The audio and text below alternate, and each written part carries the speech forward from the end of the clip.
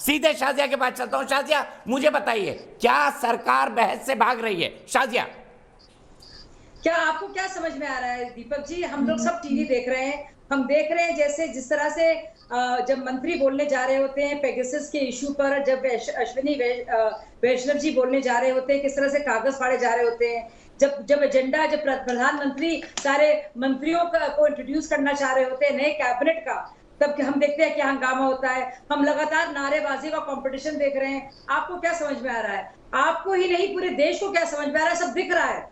तो मुझे लगता है इसे हंगामा खड़ा करना ही मकसद हो गया विपक्ष का। इतनी खलबलाहट, इतनी खिसियाहट कभी नहीं देखी गई। इससे साफ जाहिर है कि भाजपा के खिलाफ एक लोहा लेना या मोर्चा बनाना ही उनका एकमात्र लक्ष्य रह गया है। कोविड पर इतनी बहस करने वाले, बार बार देश को बदनाम करने वाले वही लोग आज पता चला है, एक्सपोज हो गए हैं कि कोविड को लेकर जब बुलाया गया उनको और जब जरूरी था उनका आना, कांग्रेस ने अपना नुमाइंदगी ही नहीं की इतने जरूरी मौके पर। आज मॉनसून सत्र में लोग देख रहे हैं क्या कुछ हो रहा है हमारे देश में, जब सवाल पूछे जाने चाहिए क्या योजनाएं हैं, कैसे उनका इम्प्लीमेंटेशन है, कैसे तरक्की के लिए क्या कुछ किया जा रहा है। अगर आपके पास इश्यूज हैं आप पूछिए, लेकिन आप हंगामे करे जा रहे हैं।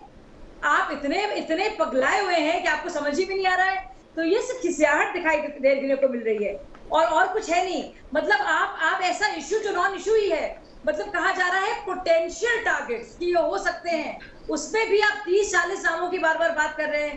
भाई उसी रिपोर्ट में तो 300 नामों की बात है। तो आप मतलब 30%, 20% से भी कम नामों को लेकर एक ऐसी कहानी की बात कर रहे हैं जो अपनी ही रिपोर्ट को सही नहीं कह रही है। एक ऐसे पब्लिकेशन को जो कह रही है पोटेंशियल टारगेट, उस पर आप हंगामा कर रहे हैं।